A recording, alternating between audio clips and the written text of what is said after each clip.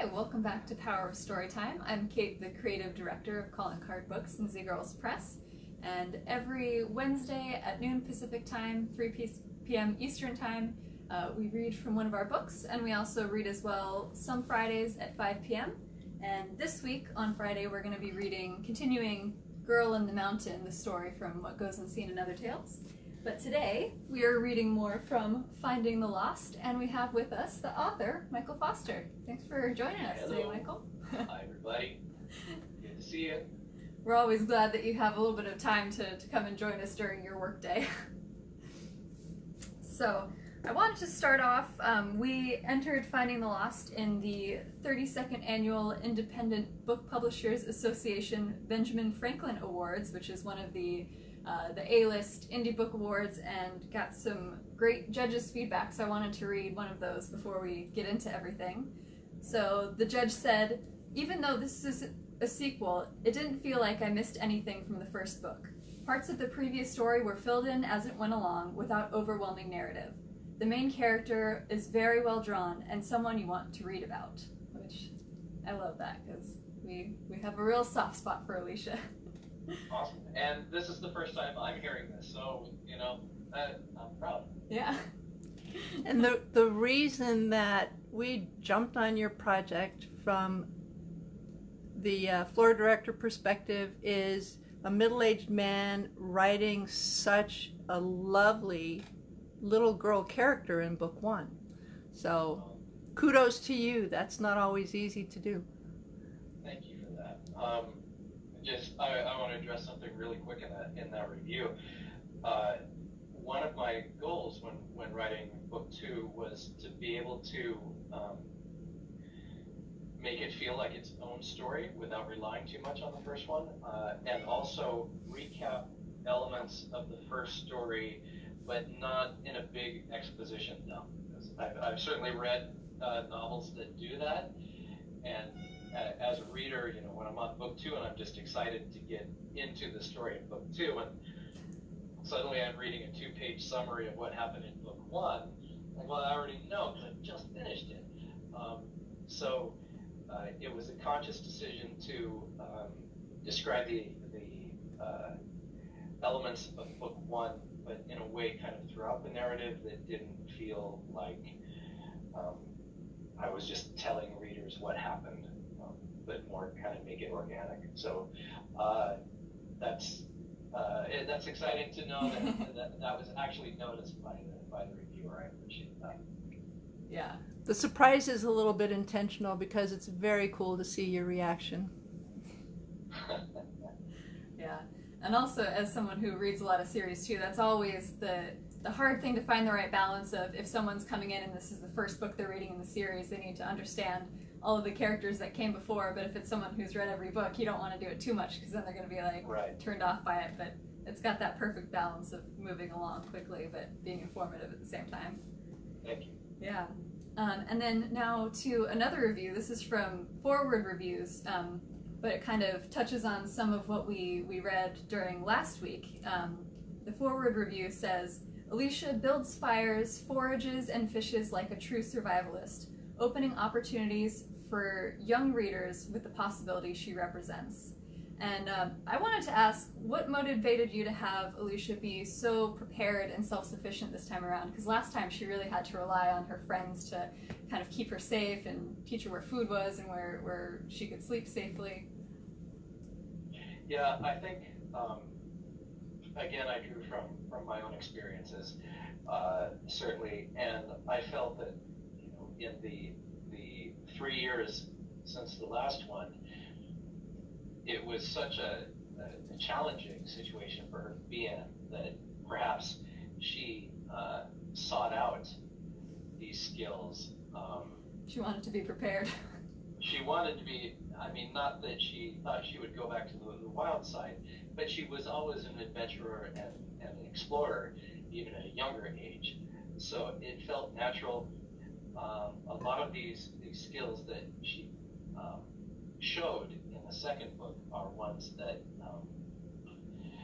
when you spend that much time at a cabin or in the woods and that kind of situation, you just kind of naturally learn that, especially, children who are more inquisitive and want to watch what their parents are doing.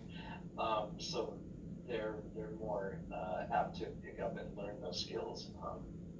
And I knew this was going to be a more arduous journey for her.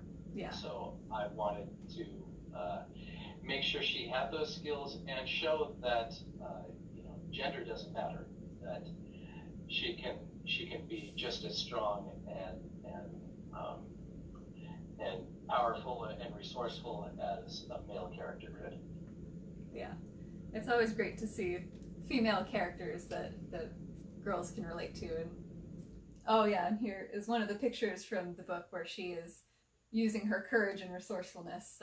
I think we'll get to that during this reading. So now to something a little bit more fun. In the last reading, Alicia went fishing and speared a fish for herself, but we also see her eating s'mores with her parents and dipping her bacon into hot cocoa. How much of those different food scenes are pulled from actual life experiences you and your family had at the cabin? Pretty much all of it. I mean, s'mores is absolutely a part of cabin life. Very classic. And any camping life really should be. And if it's not, well, make it a part of your camping life, because s'mores are the best. That sitting around the campfire, it was always a planned out thing. Even though we had a cabin and fireplace inside, it was always a special occasion to go outside and build the campfire, and we would take the willow branches and carve them down into sticks that we would then use to roast the marshmallows. The bacon in the hot chocolate scene, it just struck me as an amusing moment.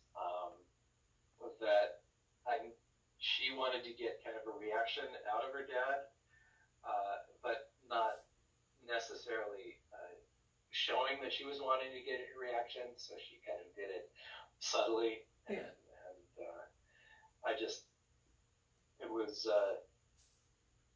I felt it was a nice little moment between the two of them. It's really sweet, and I love that in particular because I love to put syrup on my bacon, and my family always thought that was kind of crazy. So I definitely saw myself in Alicia when she was doing that. I've never dumped it in hot cocoa before, but she might have inspired me to give that a try. But yeah, I love when Richard dunks his in the coffee, because you don't have the same sweet and salty mix there, because it's kind of bitter and salty, which doesn't seem like that would work either way. But it's really sweet. Yeah. My relatable thing was the sticky chair. Oh, sticky vinyl chair in the summer. Oh yeah. Yeah, there's nothing like. I believe we still have some of those at the cabin even to this day, and yes, back of your legs, stick to those chairs. gotta keep it classic. All right, and then I had one last question. We kind of have been talking about the differences between book 1 and 2. In book 1, we had so many talking animal friends that Alicia met along the way, or enemies as well.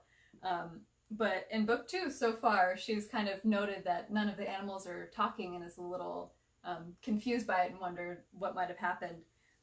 So what inspired you or prompted you to make that change for book 2? My original idea of the book was to be Alicia as an adult, and then she would, by the end of the book, realize that she had her work life had overtaken her personal and childhood life, and she lost that sense of magic. And so I kind of kept elements of that, and there's an inner dialogue she has, with herself. Did that really happen, or were they just make-believe friends? Was she making up the voices, right? And I wanted to pursue that idea that she had, because she'd become so focused on her scholastic life and really wanting to do well, that she'd kind of let go a little bit of that magic of childhood that I think we all need to retain in some ways. And I wanted the story to be about her rediscovering that. Although, as you said, I never really had any talking animals in this second book. I also felt everything was maturing a little bit, and Yeah. so there were a couple of different factors that led to that. That's a really clever transition to instead of having her be the adult, have her as a child grappling with adulthood, because that really is the kind of age where you're first learning what a lot of responsibilities are and thinking about your future, and you have all that weight on top of the childish joy that you had maybe in elementary school or when you were younger. So that's a really clever way of transitioning that to a child's story. Thank you. Yeah, it was a fun element to see how I could write this, and I thought people may miss the characters from the first one, and part of that is explained a little bit later from where you are, I believe, but yeah, it was the theme was a lot about rediscovering the magic within you for this book. Which is something I'm sure will speak to readers of all ages. Because who doesn't need to find a little bit more childish magic in their lives, especially right now. There's so much going on. I have another question from Director's Seat. Your inspiration project. Do you get these ideas? I want to have Alicia explore her maturing thoughts. Do you get those in the shower, while you're driving, while you're making lunch? Do they come to you in a dream? How does that happen for you? All over. I can't say I ever dreamed about things, but I have, as I'm falling asleep at night, the lights are off and I'm in bed and I'm just on the verge of falling asleep, and suddenly I get, I solve something because I had an idea, but I don't know how to incorporate it. Or how to make sure it makes sense and follows the logic of what I've laid out before. That's always important to me, to keep that continuity going and say, okay, these are the rules I've laid in place. Now I want to do this, but if I do that, how can I fit it into the rules that I've already created for the story? And I'll have those moments of inspiration. Definitely in the shower. Do a lot of thinking there. When we were actually going into the office, and I have 40-minute commute back and forth. A lot of time to think about it then, and multiple places whenever I start. Just having an opportunity to think about the story I want to tell. And then remembering the inspiration from the shower or driving, how do you do that? It can be, sometimes I lose it, to be completely honest. Or sometimes I had an idea. What was Where did it go? And it drives me nuts. I used to carry just a personal tape recorder, that I could dictate into, and it would be for work things. When I would go to events and need to remember bits of conversation.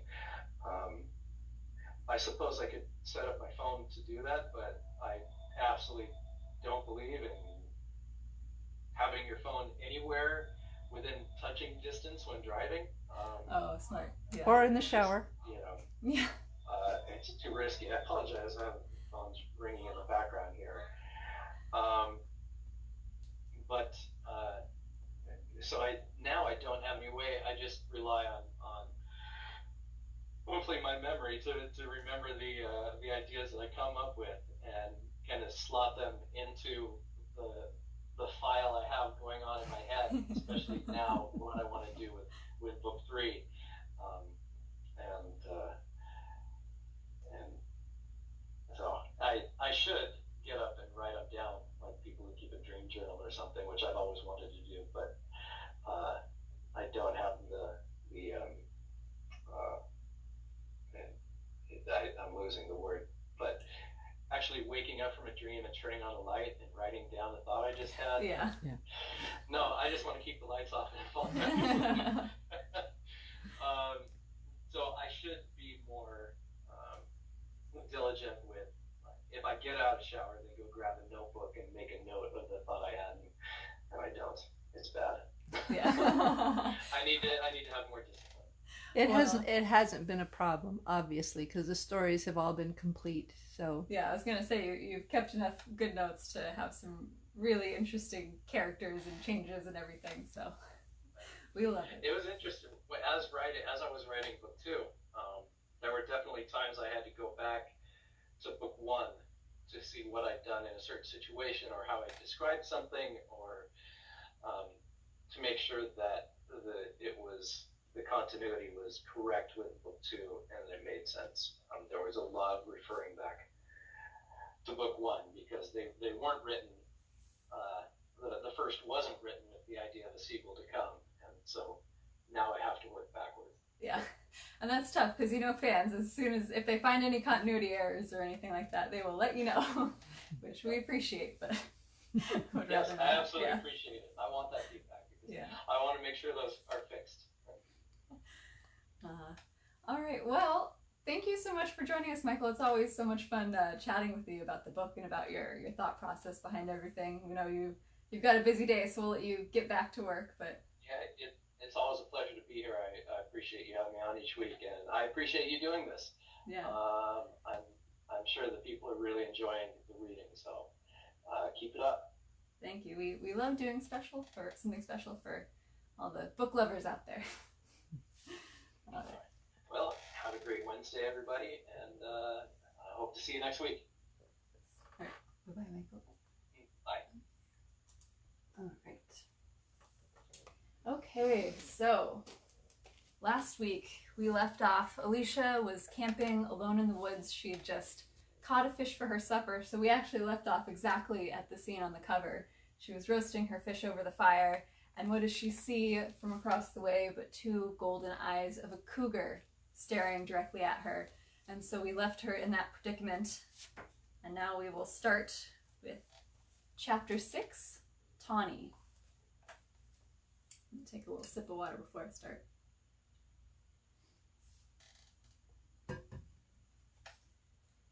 The massive cat stepped fully into the firelight, and Alicia could see the size of the beast. An all-consuming terror gripped her. She could not move, frozen in place like her parents, encapsulated in the bubble. The cat was big as her neighbor Saint Bernard, but had vastly longer, sharper teeth that gleamed now in the firelight. She tore her gaze from the cat's and locked on its paws the size of dinner plates, with pointed tips of claws poking out from beneath the dirty fur that covered them. She knew those claws could rip the flesh of her belly open with one swipe, allowing the beast to feed on her intestines while she lay bleeding out on the dirt. Alicia clutched the small pocket knife, the only defense she had, tightly in her hand. It was small and perfect for cutting open fish or sharpening sticks, but not ideal for fighting. Alicia knew that, but her self-protection instinct was on high alert, holding the knife and ready to use it. She once again looked at the cougar's face and could see her image reflected in the bright yellow eyes facing her. The cat stood on the opposite side of the fire and continued to watch her hungrily, its gaze never wavering. Alicia felt paralyzed under that golden stare, as surely as if the creature standing before her was Medusa, the monster from Greek mythology with a head covered in snakes. Medusa's turned unwitting adventurers to stone with just a look. After an excruciatingly long moment, the cougar looked away from the petrified girl, glancing instead towards the fish propped up against the rocks surrounding the campfire. Once their eye contact broke, Alicia felt the hypnotizing feeling fall away slightly, but remained still, assessing the situation with every sense of her being. Oh, how she longed for the protection of Bristleback right now. The troll was long gone, succumbed to the effects of the drying. She would have to find a solution to save herself. Reaching slowly forward, questioningly, for the branch with one hand, while never taking her eyes off the mountain lion, Alicia withdrew her cooking stick from the fire. She set the knife down at her side to indicate she was no threat, but kept it within quick reach, just in case. Ever so slowly, she extended the cooked fish out towards the great cat, the stick held tightly in her hand, trembling as she tried hard to remain steady, hoping the golden-eyed cat understood her gesture of friendship. She remembered from her previous visit to the wild side that not everything should be taken at face value. What at first might appear to be the greatest threat could become your most steadfast ally. The cougar watched her, its tawny eyes flickering between her face and the trout she offered. Was it considering her as the meal rather than the small fish she presented? The cold in her blood had faded, now replaced with a rush of adrenaline that had her skin covered in beads of sweat, which shone in the firelight as her arm fully extended to the cat. She held that position, the arm quavering from both the weight of the fish as well as from fear. For a moment, the cougar held perfectly still. Then, quick as a flash, it lunged forward, snapping the fish from the tip of the stick, with its huge jaws coming together with a loud clack. Alicia felt the rush of hot breath from the creature. Frightened by the swiftness of the attack, she fell backward in her haste to get away. Scrambling to get control of herself, Alicia faced the beast on her hands and knees, tears streaming down her cheeks, revealing her fear. The cougar watched her again for a moment, looking unconcerned, the cooked fish held firmly by its sharp teeth. Alicia, frozen in place, glanced at the knife that had fallen just out of reach. Looking back at the beast, she wiped the tears on her face with the back of one hand, trying to remain strong, and failing. With a flick of its tail, the great cat turned and walked slowly into the trees, without so much as a glance back at the cowering, frightened girl. Alicia watched as darkness swallowed the powerful shape. The cougar disappeared quickly as it had arrived. She let out a gasp, unaware that she had been holding her breath, as her body still trembled in the heat from the fire. The flames were dying, so she threw in another branch to bring the campfire back to life. But the warmth could not dispel the cold that came from within, causing her to shiver uncontrollably. Alicia had no more food to cook, and no appetite for eating anyway. Staring in the direction of the cougar, even though there was nothing left to see, Alicia was grateful she had survived. She was still shaking and terrified, but she survived. Somewhere in the back of her mind, she had known there were cougars in these mountains, but in her young life, she had never seen one, until now. And I survived. Alicia pulled her backpack closer to the fire, removed the blanket from within, and lay down on her side. Using the pack as a pillow, she stretched the blanket out over her curled body and watched as the flames slowly danced until they died down. As a flood of adrenaline left her system, an immense tiredness settled over her, but she would not sleep tonight. Of that she was sure. She planned to reach Thunderbolt tomorrow. For all its beauty, the wild side had dangers too. Alicia was well aware of that before making this decision which brought her to this moment. But she wished more than ever that on this cold night alone, to be home with her parents in the comfort and safety of her cabin. Despite the brave thoughts and confidence that got her to the wild side and saved her life this evening, she was ready for this adventure to end, for her life to get back to normal. Without realizing it, she closed her eyes, and the soft weight of sleep took her. Alicia opened her eyes and saw light filtering through the pine branches. It was daytime, and the world around her shone bright and green, so many shades of green. Slowly, she sat up, blanket falling to her lap, and looked around the clearing. The fire died in the night, and the campsite remained empty, with no sign of the cat. She didn't know how long she stayed awake after the cougar left, but clearly she had been wrong about not being able to sleep. She wasn't aware of falling asleep at all, but the tension of the moment last night exhausted her so completely that she was unable to keep her eyes open. She recalled listening for any telltale signs of the cat's return, but noticed insect songs were back, and the next thing she knew, the sun woke her as it rose on the horizon.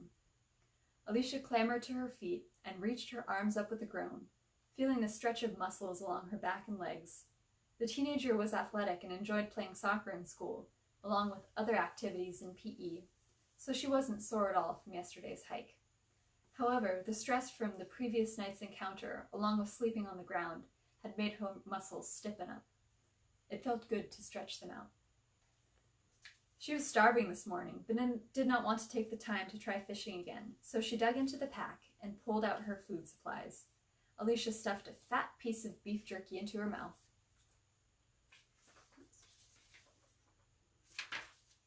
And chewed. She also poured a small amount of the gourd, made of assorted combined nuts with raisins, pieces of pineapple, and a few chocolate chips, onto her hand. Once she had thoroughly chewed and swallowed the jerky, she snacked slowly on the tasty mix, which would have to sustain her until lunchtime. She hoped to find some huckleberries along the way as well, but so far she had not noticed any berry bushes at all.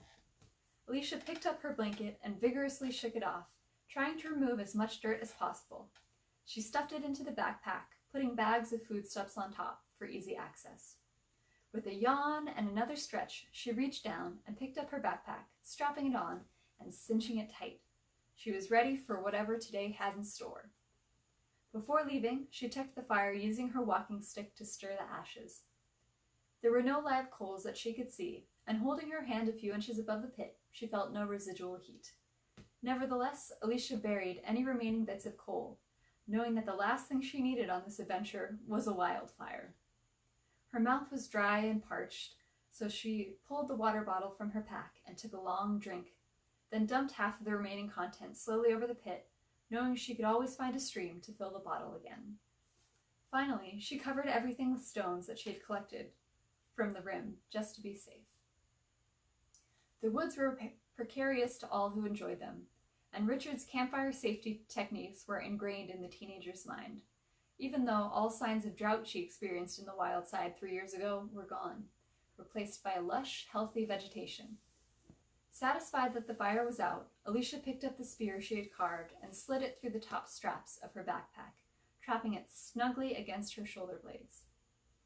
It would make travel a bit more difficult, as she would have to be aware of how wide the ends stuck out from her sides, but she didn't want to go through the process of having to carve another one. Though she forgot about it completely last night when the cougar appeared. In an emergency, she could certainly use the spear as a weapon, but sincerely hoped it wouldn't come to that. Grabbing her walking stick, Alicia headed north once again towards the mountain, and hopefully towards some answers. As she walked, she surveyed the surroundings a little more frequently, her eyes peeled for any sign of the golden-eyed cat from last night. There was nothing to be seen, though she frequently heard sounds of movement in the bushes, when there didn't seem to be any wind blowing. Was her imagination playing tricks on her, or was the cougar stalking her, waiting for an opportunity to pounce or to steal another fish? Alicia recalled that humans are not supposed to feed bears, or any other animals for that matter. It makes them less afraid seeing people as a source of food once they've been fed. Alicia didn't know if large cats reacted the same way, but she did increase her pace a little bit, just in case the large cat now saw her as meal service. After a couple of hours of travel, the sound of flowing water filled the air and seemed to be coming from the east. Alicia decided to travel in that direction, moving away from the site of the lake. Following the bubbling sound, she soon located a small stream hidden beneath reddish leafy bushes that lined its banks. On the opposite side of the stream, she found a clear trail she had been hoping to find since arriving in the wild side. Clearly, this stream provided regular water source for the local fauna, as the trail came right to the water's edge before wandering off towards the north. While not very wide, the path was perfect for her needs. Alicia leaned over the stream, cupped her hands under the clear, cool water, and drank the refreshing, cold liquid, while water sloshed through her fingers, down the sides of her cheeks, wetting her shirt. She didn't care. The day was warm and the dampness felt good against her skin. She drank enough to slake her thirst before dipping her bottle into the stream, allowing it to fill to overflowing and then replacing it in her backpack. Leaping nimbly across the small stream, she walked a few steps to the main trail. Looking in the direction of her destination, the mountain, Alicia saw that the trail went the same way, more or less. Knowing from experience that she would most likely find some berry bushes along the path as well, she hoped animals had left her enough sweet fruit for a meal. She wanted to conserve the food she had brought with her for as long as possible. The trail was easy enough to walk on. The ground retained just enough residual moisture from the most recent rainfall to make it soft and a bit spongy, which was so unlike the dry, hard soil from her previous visit. Her speed of travel increased significantly, and Alicia felt confident that she could reach the mountain before nightfall.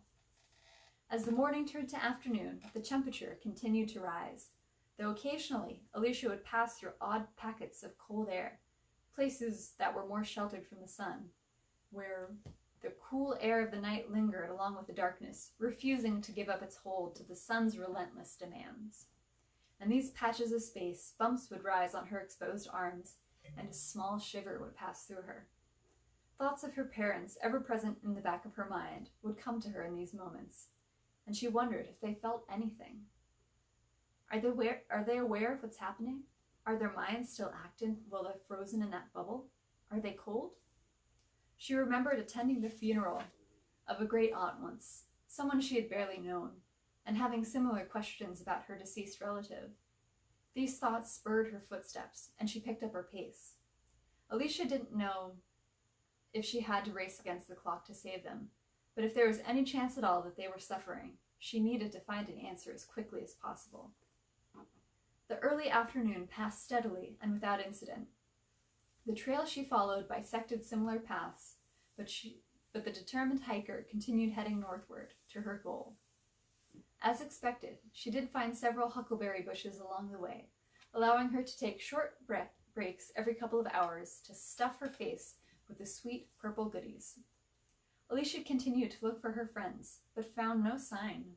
Honestly, could she expect anything else? The forest was a vast place. Mickey, Briar, and Fiona could be miles and miles away. She didn't even know if they were still together as friends, but in her heart she hoped so. She believed so.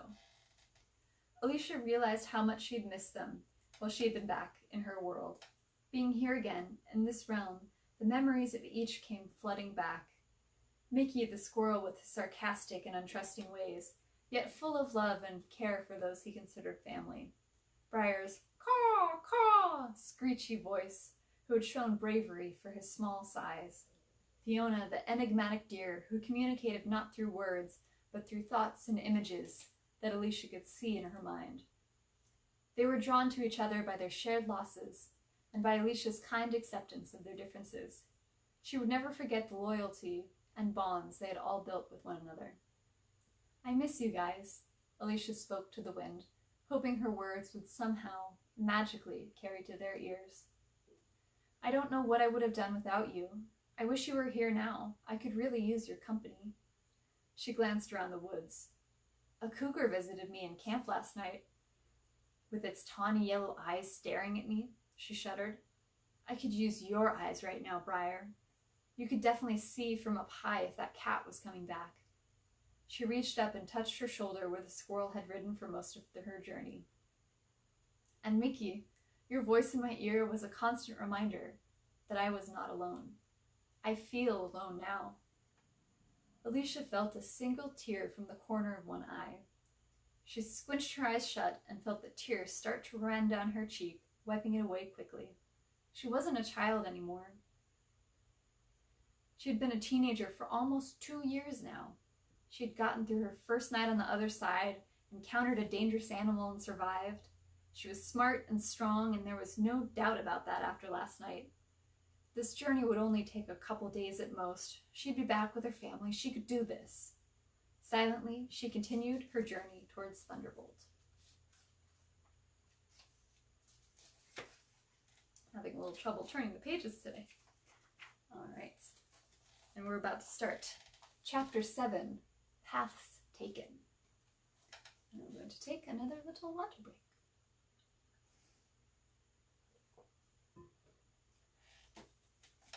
By mid-afternoon, Alicia reached the base of the mountain.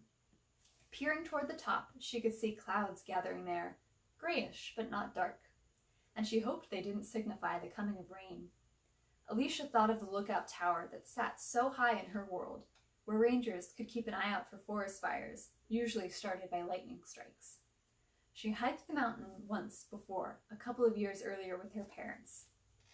They had driven to the trailhead, and from there it took a couple hours to reach the top. The trail had been fairly easy for the most part, and she remembered a deep canyon they needed to traverse. A bridge made from metal cables and wood crossed the gap and was fastened on either side to posts drilled into the rock of the canyon walls. Looking over the edge, she remembered seeing nothing but treetops, and she could hear the rushing of the river far below. The bridge was wide enough that 2 people could ride. She had held her father's hand while crossing, scared to look down, but unable to resist. It was one of the most thrilling moments of her life. They had stayed and visited with the ranger for an hour or so. Alicia was fascinated to learn more about what to watch for during thunderstorms. The ranger explained how to identify a real fire threat from a simple campfire based on the color and thickness of the smoke. It only furthered her desire to become a ranger when she grew up, if the whole botanist thing didn't work out. Eventually, they said their goodbyes and left the lookout. Coming down the mountain had been much easier and faster. They had gotten back to the cabin before nightfall. She didn't imagine the building would be there in this world, but she sure would have loved another mug of hot chocolate. Alicia started up the mountain, following the trail she had been on all afternoon. The path wandered back and forth in a pattern called switchbacks, making the ascent less steep than going straight uphill, but her progress was significantly slower compared to when she had been on level ground. Alicia reluctantly accepted the fact that at this rate, she knew she would have to spend one more night camping before reaching the top. She silently prayed that the darkening clouds she had seen earlier would hold their contents longer. She did not want to deal with seeking cover from a storm. What would she find when she got to the top? Would there be this primeval thing sitting on the peak, watching the world with its bored eyes? She had no idea what it would look like. Mickey had never described the ancients to her. He had only said that they were tired and weak from using their combined magic to seal away the wild side from the human realm. Humans had destroyed the mountains and the forest with their aggressive mining and tree cutting, Mickey had said. The ancients had watched their natural beauty slowly being wiped out. Normally averse to spending time in one another's company, the beings recognized the great threat humans posed. So they gathered together in the large southeastern valley. Together they used their magics to build a wall, an invisible barrier dividing the 2 worlds, to shut out humankind for good, banishing them from the world of magic. The trio of ancients drained their energies to do so, and into the void of power left behind by the magic realm was born the great yellow pine grand tree. The massive tree was not exactly malevolent. He simply didn't give much consideration to the other creatures of the land. Why should he? Did they show him consideration? He loomed the biggest and grandest thing in the land, and they were small and weak. Like any schoolyard bully, he decided that size gave him the right to do as he pleased. So he extended his roots far and wide, sucking up all the water in the land, the very lifeblood of the realm. It caused the drying, the great disaster that drove away many of the creatures of the lake and almost destroyed the realm, and ultimately killed her friend Bristleback, the fearsome but misunderstood mountain troll. Alicia befriended the huge troll the same way she had befriended the other animals that made up her group of companions. The troll had known he was dying from lack of water, but kept it a secret from the group, preferring instead to enjoy spending his last moments with these new friends he called family. In the end, even with the support of all her companions, Bristleback had ultimately given her the courage to face Grandtree. And now, here she was, back in this realm, the wild side, a place she never thought to return to.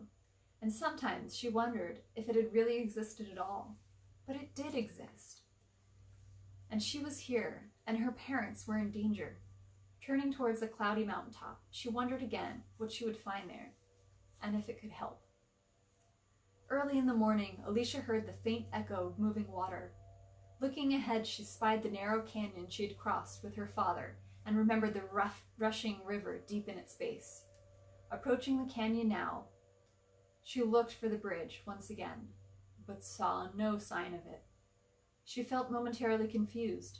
As a teenager, was almost positive she was close to the same spot she and her parents had hiked up the mountain to the lookout station. "Of course!" she exclaimed aloud, briefly silencing the insect noise that was building in volume as the air cooled around her. The bridge was in my world. It wouldn't be here, but how do I cross? Alicia walked to the edge of the canyon and knelt down to carefully peer over the abyss. A small wave of dizziness hit her as she stared at the pointy treetops rising from below. It was a strange sensation to look down at the tops of trees, but it must feel a bit like what it was to be a bird, although birds would not experience the same vertigo she felt at this moment. She imagined Briar sailing above the trees. What a wonderful view that must be.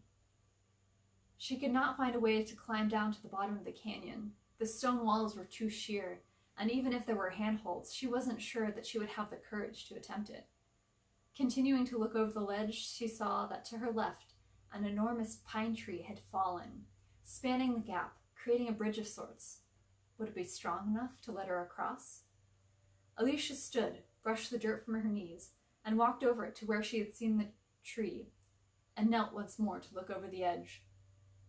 The tree lay wedged onto the side of the cliff, only a couple of feet below. It spanned the width of the canyon, with the crown and its branches resting on the far side. The tree was wide, maybe 3 feet across, though not as wide as the bridge had been in her world. Still, she had walked across narrower rocks and logs, no problem. Yeah, but those hadn't been hundreds of feet in the air, she thought with concern. If I had fallen off those, the worst thing that would have happened would be getting my shoes wet in the stream.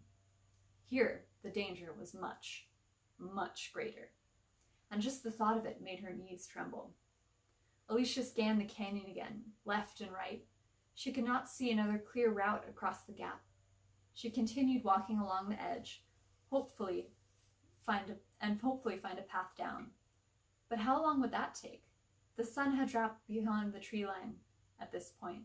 The air was cooling, and she knew nighttime was only a couple of hours away.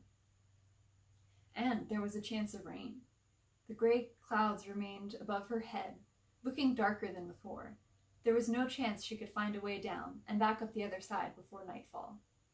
She didn't want to wait until tomorrow, potentially adding a full extra day to her trip. Worry for her parents filled her head. No, she could do this. She had to do this. There was no other way. Alicia changed positions and sat down on the edge of the cliff, sliding her walking stick between the straps of her backpack alongside the spear. She braced her hands in the dirt, stretched her legs over the edge, feeling for the fallen tree below. The tip of her shoes touched the hard surface, and using her arms, she slowly lowered herself down, her backpack scraping behind her against the canyon wall. Standing once again on firm ground, firm log, she thought, Alicia was thankful for the recent growth spurt she had gone through, which allowed her to reach the tree with her legs. Otherwise, she would have had to make a small jump, and that would have been heart-stopping. She flexed her knees, bouncing up and down, testing the strength and sturdiness of the tree to know if it could bear her full weight. If it had moved or cracked during her test, she still could have flung herself back onto the small shelf behind her and scramble up to safety.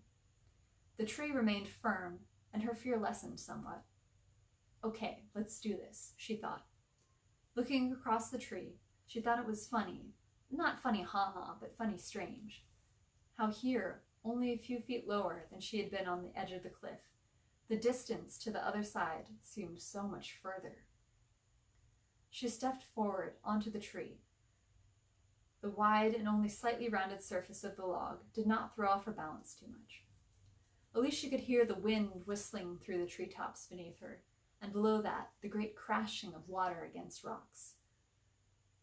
Now she teetered over a gaping chasm, Her mind decided it would be the perfect time to go rogue, and she began to imagine what it would be like to slip and fall. To watch the tree slip away in slow motion as her hands uselessly attempted to clutch at nothing. How long would it take to reach the bottom unseen from here? Would her body smash through the tree branches, spinning wildly like a pinwheel in the wind? She doubted she had the strength to grab one of those branches and stop her rapid descent. Maybe she would hit her head, knocking herself unconscious, and fall limply towards her death. She hoped it was this last option. She didn't want to think about seeing the ground rush up to meet her, as she dropped like a stone through the trees, watching the inevitable approach of the Grim Reaper, standing there, just patiently waiting with his scythe on the jagged stones below. Here we've got a picture of Alicia on her dangerous crossing. Shaking off the awful thought, Alicia eased out slowly, making sure to plant each foot firmly, stepping forward with the next. The bark of the tree remained wet from rain a couple of evenings ago, and she could feel her shoes slip in the smallest amount with each step forward. An occasional gust of wind from below, catching her hair in its crisp, pine-scented fingers and swirling in front of her eyes. In these moments, she paused, waiting for the wind to die down, before brushing her hair away and moving forward again. With every step, she kept her eyes focused on the patch of tree in front of her, not daring to look over the edge. She didn't look up, didn't know how far she still had to go. Concentrate, you can do this, she thought. One step, then one more, then one more. She suddenly felt something other than wind brush against her arm. Startled, Alicia looked up. At the same moment, her right shoe came down on a small patch of moss, soggy and slippery. Before she had time to register what was happening, her foot shot out sideways into the open air, and she felt herself falling. Alicia flailed her arms wildly, trying to regain her balance, but with no success. Falling to one knee, she felt pain as her body began sliding over the edge of the tree. Suddenly, her arm hit something, and she quickly hooked around the object. Looking to her left at what she was holding, Alicia saw a small branch sticking out of the side of the tree that had curled up around into the air. This is what had scraped her shoulder and startled her, she thought. Now her arm hooked around it, and the branch appeared to bend precariously in her direction. Her fall momentarily halted. She glanced forward and noticed several more branches immediately ahead. And right past those was the other side.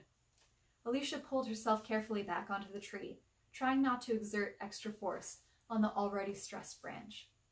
She got her right leg up onto the surface and rested with it with her head bowed, inhaling deeply to regain her breath that the near-death experience had stolen from her lungs. As she stayed there, on hands and knees, a small ant climbed up and over the tip of her pinky finger. Watching the small creature, her curious mind couldn't help but envision herself and the enormity of the task she set herself upon. The world was bigger than her. She was the ant crawling across the log, headed forward into the unknown. She hoped that she could remain as sure-footed as the insect appeared to be. Remaining on her knees, Alicia used the branches ahead as handholds, cautiously crawling forward until she was once again above solid land.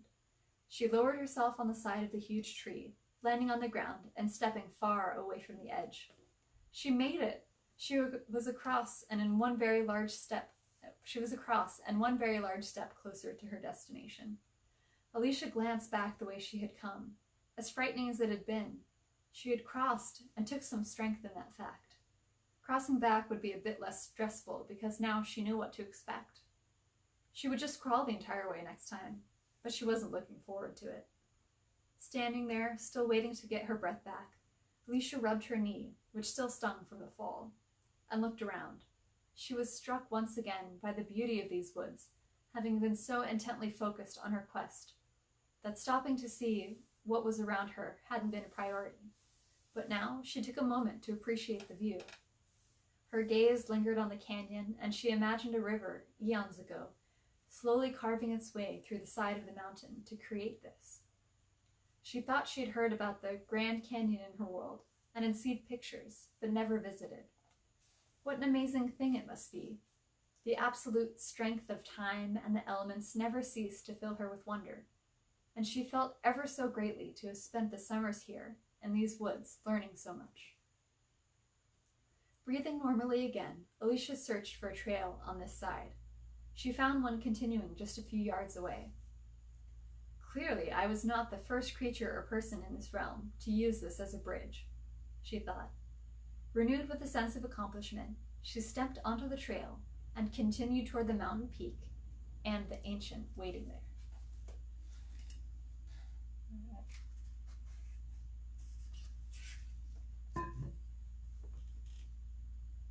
Let's see. I think we'll leave it there for this week, but we're about to reach a very exciting point in this book. So definitely join us next Wednesday at noon Pacific time, or 3 p.m. Eastern time, as we continue on with Finding the Lost. Hopefully we'll be able to have Michael on for another chat. And also, if you don't have anything on Friday at 5 p.m., we'll continue reading from the story Girl in the Mountain, from What Goes Unseen and Other Tales from Afar. If you like the Jungle Book, this story is kind of similar, a little bit inspired by it, but a little bit more mysterious and magical. And if you missed the first part of the reading, we uploaded it on YouTube. It's on our Facebook page, and it will be on our website. We have a new page that's callingcardbooks.com/powerofstorytime, and that has little segments of all of the books and all of the videos so far, so you can go there to both read and watch or read along with us as we read. So thanks again for joining us. Hope you have a great day.